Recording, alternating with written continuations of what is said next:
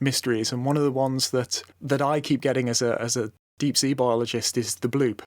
There was this very loud sound off South America in 1997. It was heard from over 5,000 kilometers away. It's an odd one. It's very, very loud. It's picked up on multiple sensors that were actually, I think they were old Cold War submarine sensors that were then sort of repurposed by NOAA to listen to earthquakes and seismic events and also marine mammals and things like that.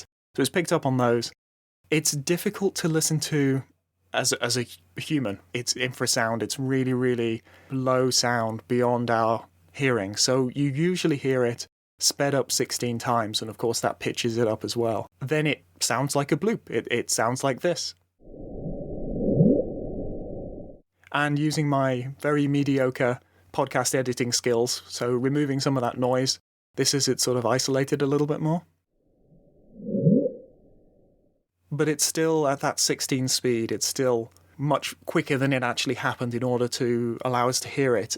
This probably isn't the best way of doing it. I upped the pitch by 400%, and it still sounds a little bit strange, but try and realise that this is higher pitch than it should be, but here is how it sounds at real speed.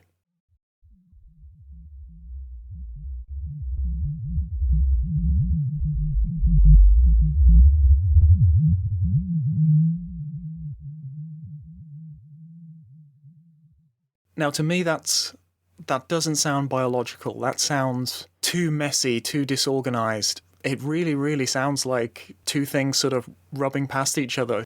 A physical sound, if that makes sense. And that stands with the best theory that we have so far is that it's actually ice carving or ice flows rubbing past each other. It's a seismic event rather than a biological event.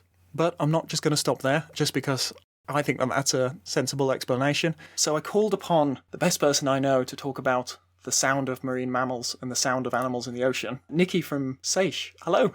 Hi, Tom. How are you? I'm good. You work within industry and you specialise in mitigation against sort of harm to marine mammals. And one of your main tools in that is PAMS, is passive acoustic monitoring. Yes.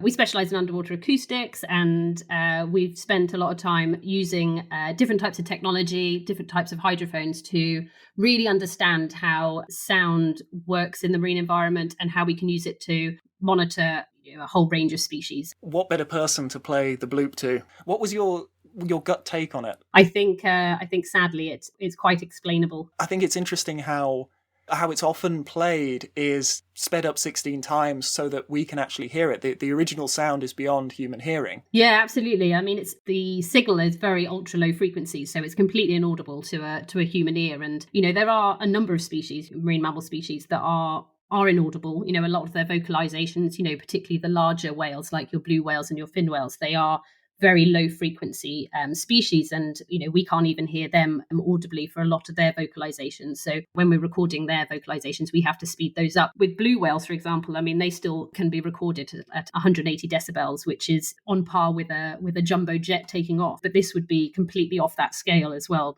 It would have been very illogical to think that we wouldn't have found it again or detected it again. It would be very hard to miss. Also, it's not very chatty. It's never spoken sort of before or since. And we're putting so many more listening devices into the ocean to listen for seismic events, which is what these were actually originally for, lots of military defense, and again, teams like yours out actually listening for the vocalization of marine life. We wouldn't miss it. Sadly so, but it makes a really good story though. I think because of the location of where it was, I think there was a lot of interest in it because near a sunken city of R'lyeh, some mythical story that some mystical beast had been imprisoned there. And I think that really got people catching on for this story to kind of grow legs. Yeah, and let's ignore the fact that, to me at least, once we'd got the sound into a place where we could hear it, and at the correct speed, it so sounds like ice rubbing past itself. It's the irregularity of it which stops me feeling like it's biological. It's too much of a messy sound. It's too. Yeah. That just sounds like things colliding. Exactly. And I mean, they've compared that sound now to a lot of different detections and recordings of ice cracking and it's an ice carving. It's clearly that. I mean, the issue you've got with sound is quite a dark art when you're analysing it. And I'm certainly no acoustician, but from what I understand, when sound propagates, particularly over large distances like this that we're talking about, I mean, the signals can change quite dramatically. So you're never going to get two ice carving signatures to be exactly the same. So because of the location, I mean, we know that in that area of the South Pacific, that ice cracking is a dominant sound in the Southern Ocean. I think it's a mystery we might have to put to bed, Tom.